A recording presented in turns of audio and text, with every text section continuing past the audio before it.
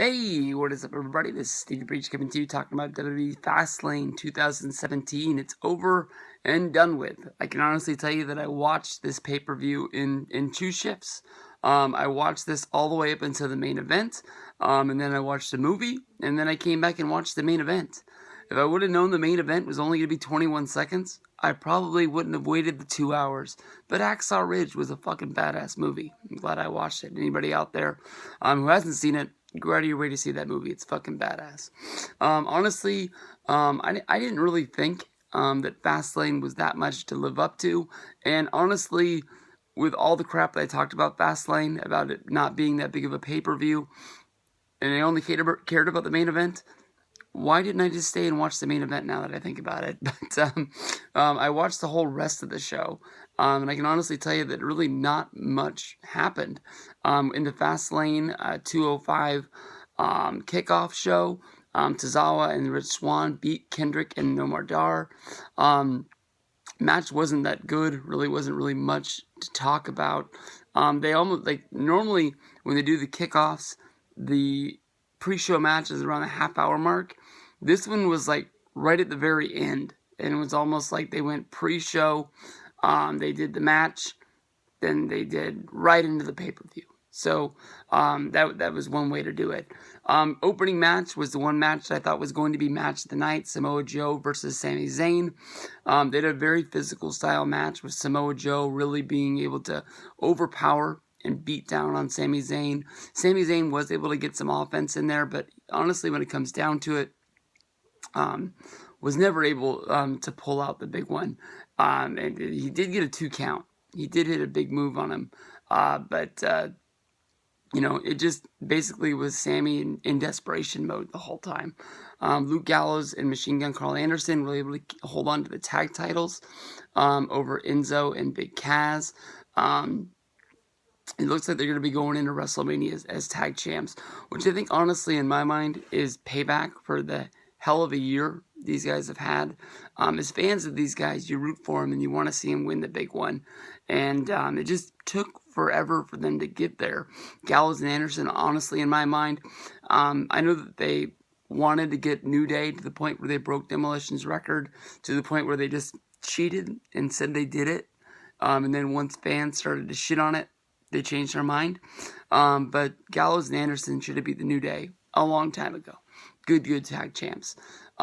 Sasha Banks was able to upset Nia Jax.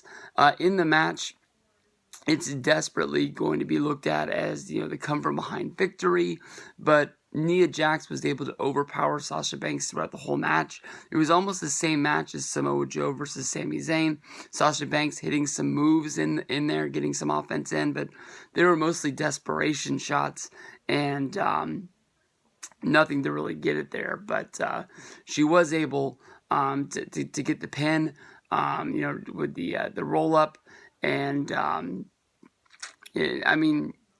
it doesn't make Sasha Banks look like she's going to be able to beat her ever again. It looks like the biggest upset of all time. From here, WWE basically rolled out the barrel, basically saying that they were going to give us some bonus matches. I'll tell you here, I think there was 8 matches on this show. 2 of them I cared about. So why would you give me 2 more matches that don't mean anything? From here, we had Jinder Mahal and Rusev come out. Basically, they got into a little bit of a tussle over who was going to, be able to be in the match first. Jinder Mahal won that tussle. By winning that, he was able to fight Cesaro in a match that was honestly very boring and seemed like it went forever and ever and ever. During the match, Rusev attacked Jinder Mahal again. Once that was all over, Rusev got into the ring and he was able to get on there with the Big Show. As long as Cesaro versus Jinder Mahal was, Big Show and Rusev was honestly putting people to sleep. This was a match that nobody cared about. Very bad match. Not good at all. Neville beat Jack Gallagher. When I was watching that match, I honestly was thinking that they really we're going to let Gallagher get the win and beat Neville. We're seeing a lot of Austin Aries promos. I'm guessing that he's going to be coming back sooner than later. He still portrayed himself as a heel on commentating,